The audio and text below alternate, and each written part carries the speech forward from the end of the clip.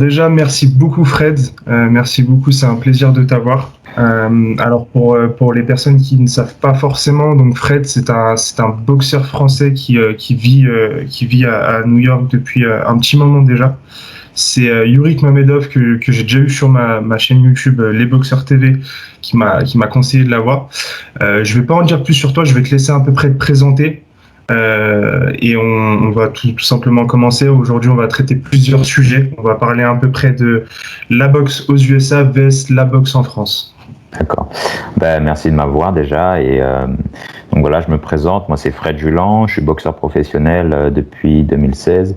Ça va faire bientôt 10 ans que je suis à New York.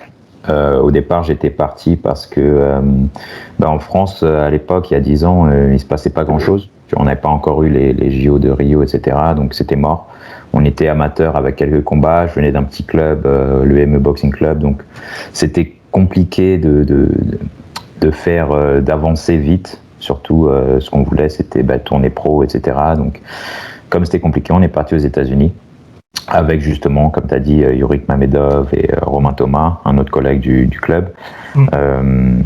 Et voilà, notre entraîneur de France avait son meilleur ami aux États-Unis, qui était installé depuis plus de 10 ans, qui était boxeur professionnel, qui a fait sa carrière ici aussi. Et donc c'est lui qui nous a un peu mis sur le chemin. Et voilà, on a continué notre carrière amateur aux États-Unis.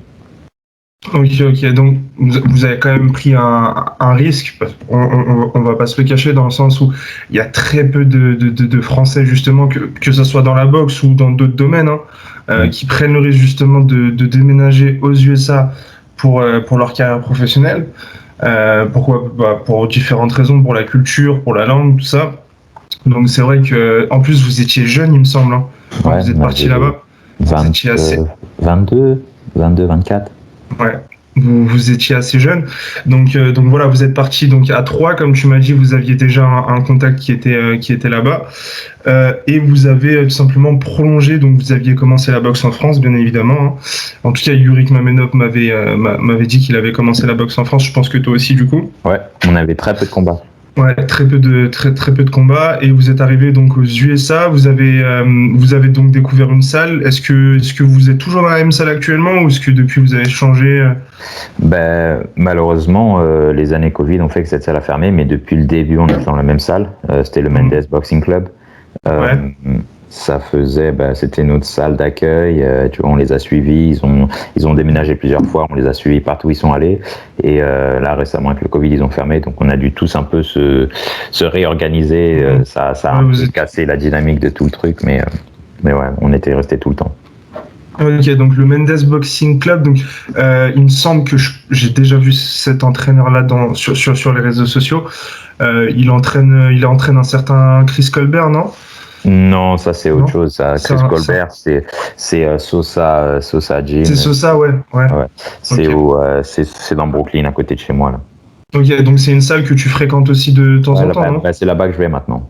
Ok, c'est là-bas que tu vas. Ok, parce que Yurik Mamedov, il me semble qu'il coach là-bas aussi des fois.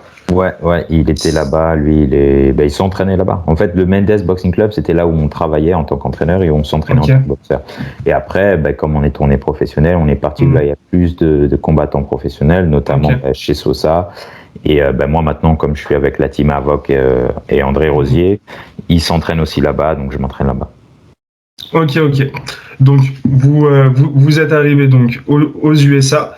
Donc comme tu me l'as dit juste avant, donc vous aviez très peu de combats amateurs en France, mais vous saviez à peu près comment ça se passait un combat amateur en France.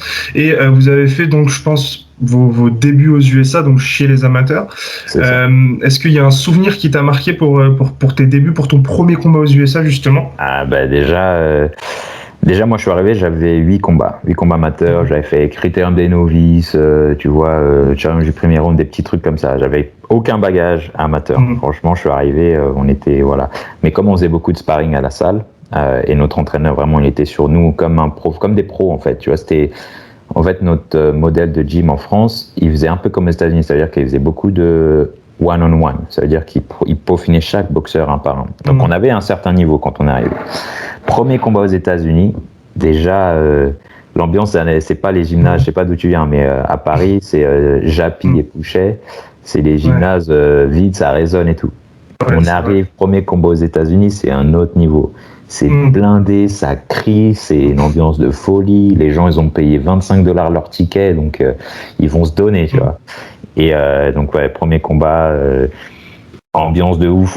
Direct, en plus, on rentre dans les Golden Gloves, quoi. Compétition, tu vois, genre la plus prestigieuse des États-Unis. On rentre, c'est le premier combat. Mon premier combat, c'est les entrées qualificatives pour ça. Donc, ambiance de ouf, combat de ouf. J'ai rencontré un mec.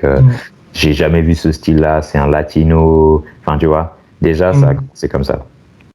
Ok, donc déjà beaucoup plus de pression, enfin la pression elle était là. T'es pas chez toi, les gens ils pensent que t'es un menteur parce que tu dis que t'as 8 combats, et ils disent non c'est pas possible, tu viens de l'étranger, donc ils pensent que t'es en train de mentir, et tout le public est contre toi quoi. Ouais, bah oui, forcément. Bah, il faut savoir aussi que, du coup, je pense la plupart des boxeurs que vous avez affrontés, donc à New York, pour les qualifications des Golden Gloves. Donc, on va revenir un peu sur les Golden Gloves parce que il y a pas tous les fans français malheureusement qui connaissent ce tournoi. C'est un tournoi, comme tu l'as dit, qui est très très prestigieux aux USA. Il y a tous les meilleurs boxeurs du pays qui y participent. Mais du coup, voilà, tu affrontes principalement des Américains. Donc des gens qui sont de là-bas, donc forcément voilà t'es pas chez toi comme tu l'as dit, donc forcément la pression elle est là. Donc tu fais ton premier combat, tu m'as dit beaucoup de pression. Donc la différence, c'est que voilà, même pour des combats amateurs, les Américains ils payent leur place tout simplement et ils sont là. C'est pas $5 comme en France. Ouais, c'est pas aussi $5. Donc voilà, il faut savoir aussi que tu es à New York, donc ça les Golden Gloves, enfin en tout cas les qualifications, je sais pas si ça se passe à New York, mais les Golden Gloves, tout se passe à New York. Tout, c'est tu rentres direct dans le tournoi. Le premier combat, c'est ce qui va t'amener, voilà, tu vois, à la suite. Ok, donc vous faites les qualifications donc tout se passe à New York. Il faut savoir que New York, c'est une ville qui est quand même très boxe. Enfin, il y a beaucoup de grands champions qui on appelle ça la capitale de la boxe, ouais. Ouais, c'est justement moi je parle plus pour les abonnés qui connaissent pas forcément comment ça se passe là-bas. Moi j'y ai jamais été encore, mais je sais que voilà Brooklyn c'est réputé quand même pour avoir de très bons boxeurs et il y a de très grands boxeurs qui viennent de là-bas. Donc voilà. Beaucoup de pression, vous faites les qualifications, donc il me semble que vous vous qualifiez du coup. Je vais pas spoiler la chose, donc je vais te laisser raconter quand même. Mais voilà, comment ça se passe par la suite? Donc tu gagnes ton premier combat? Déjà, ouais, je gagne le premier combat. Ensuite, les sparring. Il faut parler des sparring quand on est là-bas pour préparer les combats. Déjà, j'ai rencontré des styles que j'avais jamais vu de ma vie. Épaule en bas, vraiment à l'époque, il y a 10 ans, tu vois, la France, on n'était pas trop encore dans ces trucs-là. On était encore très en ligne, très académique, très français ou européen, si je peux dire. Maintenant, ça c'est un peu avec YouTube et tout, ça c'est un peu la boxe, ça s'est modernisé. Tu rencontres un peu ces styles à la Mayweather. Mais quand je suis arrivé aux États-Unis, j'avais jamais vu ça avant. L'épaule en bas, donc les sparring c'était très difficile. J'ai eu des gros problèmes. Et en fait, au final, ça m'a permis de m'améliorer et de gagner tous les combats jusqu'en finale. Finale des Golden Gloves, ça se passe avant que l'année où j'arrive. Et pour Yuri, lui, il est arrivé un an avant nous. Ça se passe au Madison Square Garden. T'es un amateur, d'accord. Donc déjà, ça te situe un peu de l'importance de la boxe, tu vois. T'es au Madison Square Garden pour une finale. Et nous, donc du coup, nous c'était la première année où ils ont inauguré le Barclays Center. Donc première finale des Golden Gloves, j'arrive au Barclays Center. Je suis reçu comme un MVP du basketball. On te reçoit des cadeaux. Tu passes dans le Hall of Fame avec les images des basketteurs, tu vois, historiques, les boxeurs. Tu vois des trucs de ouf. Tu vois, t'es complètement en fait un peu déconcerté par l'importance qu'on te donne. T'es juste un amateur. J'étais juste un boxeur amateur avec un boxeur amateur qui vient de France, c'est ça. Avec une dizaine de combats, tu vois. Et donc on te traite comme ça. Et donc du coup, je gagne la finale. Paire de gants en or massif. Cadeaux des cadeaux de chèques de 200 € pour aller à droite, à gauche, vêtements Everlast, gants, shorts, tout, on donne tout l'équipement. Tu vis le rêve, quoi, tu vois. Première année, je suis même pas là depuis 1 an, ça fait 6 mois que je suis là et je suis au Barclays Center, télé, etc., tu vois, télé nationale. Donc, on va pas se le cacher, donc on va revenir justement sur ce tournoi-là. Donc ce tournoi-là, pour récapituler un peu, c'est pour moi le plus gros tournoi amateur aux USA. Donc il y a tous les meilleurs boxeurs du pays qui se rejoignent justement à New York pour en découdre et pour tenter de gagner les Golden Gloves. Il faut savoir qu'il y a beaucoup de très grands champions qui ont gagné ce tournoi-là.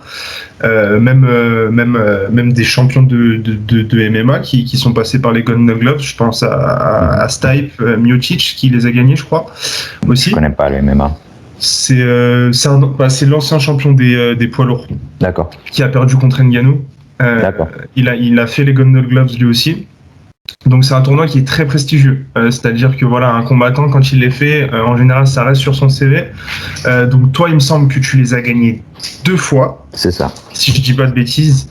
Donc déjà tu arrives 6 mois aux USA, tu gagnes ce tournoi-là. Donc je pense que après cette première victoire entre guillemets, donc tu gagnes quand même le tournoi des Golden Gloves, mais je pense que ton entraîneur et même d'autres entraîneurs ont vu peut-être un certain potentiel en toi.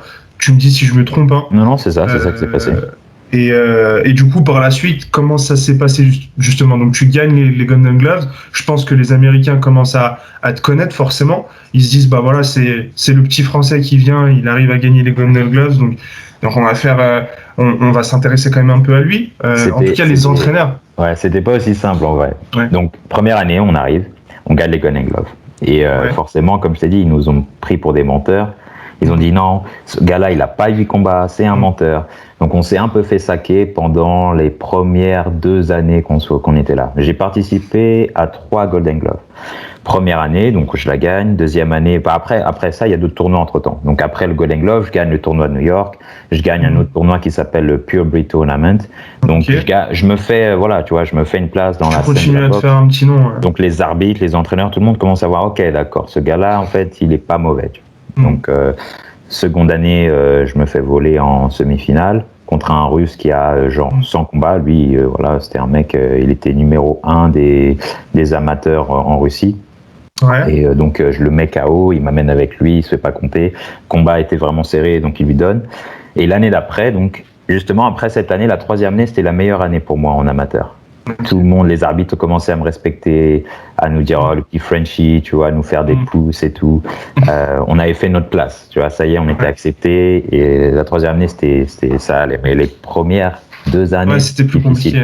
Les arbitres, ils nous saquaient. Ils étaient, genre, tu vois, les referees dans le combat, il va te séparer quand il n'y a pas besoin de séparer, tout ça. Et après, la 3e année, ça allait.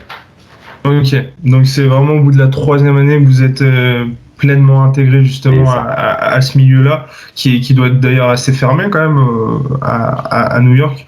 C'est pas facile, ouais.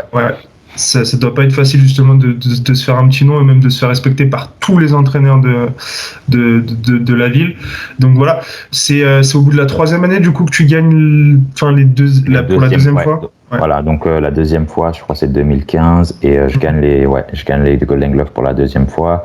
Et c'est là que notre entraîneur, il avait des clients, amis qui nous ont repérés, qui ont dit écoute, on va les aider pour tourner pro, et on a été sponsorisé, tu vois, notre carrière a été sponsorisée, c'est comme ça qu'on a pu tourner professionnel, etc. Ok, donc c'est ça aussi, on va en revenir donc plus tard justement, ça va être le 2e sujet, donc on en parlera un peu plus tard, mais ça a été justement grâce à vos prestations entre guillemets lors des Golden Gloves, ça a été plus simple pour vous justement de tourner pro. En tout cas, vous avez eu des personnes directement qui sont venues vous aider pour ça forcément. Donc ça arrive souvent, il faut savoir qu'un vainqueur des Golden Gloves, en général, il signe au moins avec un agent ou un manager après, et c'est beaucoup plus simple pour lui justement d'entamer une carrière professionnelle par la suite. C'est ce qui s'est passé, ouais. Il faut quand même le souligner, donc voilà. Donc tu gagnes 2 fois les Golden Gloves, ça fait 3 ans que t'es aux USA, on fait le récapitulatif un peu. Donc t'as à peu près quoi? Tu m'as dit que t'étais arrivé à 22 ans, donc tu devais avoir 25 ans quand t'es passé pro à peu près? Ouais, quelque chose comme ça. Attends. Je sais plus si je suis arrivé à 22 ou à 24. Je crois la première fois que je suis venu, j'avais 22 pour visiter et je me suis installé, j'avais 24 ans. Je crois. Ça doit être ça. Ouais, donc 26, voilà, 27 ans, 26, t'es passé pro voilà, à peu près. 26, 27, ouais. Donc voilà, tu passes professionnel. Ton premier combat professionnel, est-ce que tu as des souvenirs parce que forcément, je pense que t'en as, parce que ça doit marquer. Mais voilà, comment ça s'est passé? C'était un 4 rounds, un 6 rounds? On a fait un 4 rounds. On a boxé à New York, dans le Queens, je me rappelle. Mon adversaire était très petit. C'était vraiment c'était chiant pour moi, c'était dur. C'est très bizarre en fait quand tu passes des gants amateurs en ce qu'on appelle nous les balloons là, les gros ballons, tu vois, parce que t'es là, t'as une surprotection au niveau du poing, aux petits gants. En fait, ce qui m'avait choqué, c'est comment ça fait mal aux mains, en fait, de taper quelqu'un sur la tête avec les gants pro, tu vois. Et en fait, ça m'avait un peu freiné et genre j'étais vraiment anxieux de me blesser la main. Et, donc j'allais pas full, tu vois, full power, j'allais pas à fond. Mais voilà, après j'ai gagné mon combat pro et voilà, puis tu te familiarises, l'entraînement pro. Nous on s'entraînait déjà comme des professionnels, donc en dans l'entraînement rien n'a changé. C'est plus dans la façon après de travailler au sac sans gants. Tu vois, c'est des petits trucs que notre entraîneur il avait mis en place où genre faut endurcir tes mains, conditionner tes mains, tu vois, taper le sac juste avec les bandes pour tu vois, s'habituer à taper correctement chez les professionnels. Des petits trucs comme ça. Ok, ouais. Pour les personnes qui ne savent pas forcément, donc comme tu l'as dit, la grosse différence entre les amateurs et les pros, c'est en partie pour moi en tout cas, c'est les gants en soi. Ça fait une grosse différence. Les gens oublient de le préciser, mais voilà, quand tu passes c'est comme tu dis, c'est des ballons comme balles. Ouais, des 12 ballons. Donc c'est des 12 oses donc qui sont un peu renforcés, où il y a plusieurs couches quand même. Et vous passez donc à du 10 oses. En général, il me semble que t'es chez. Ouais, mi-lourd, c'est comme ça. Mi-lourd, c'est 10. Et en dessous, il faut savoir le bandage dur, c'est voilà, c'est presque comme si t'étais à main nue, mais avec une petite protection. Donc dans la catégorie d'en dessous, ça descend quand même à du 8 oses aussi des fois.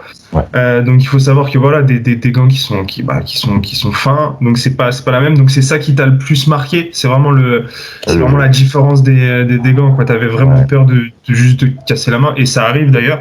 Il y a beaucoup de professionnels qui se cassent la main durant les combats. Il y en a qui arrêtent, et il y en a qui continuent avec une main cassée d'ailleurs. Donc voilà, il faut faire super attention avec ça. Donc tu fais tes premiers combats professionnels. On va passer justement au premier sujet comme ça. Dans tes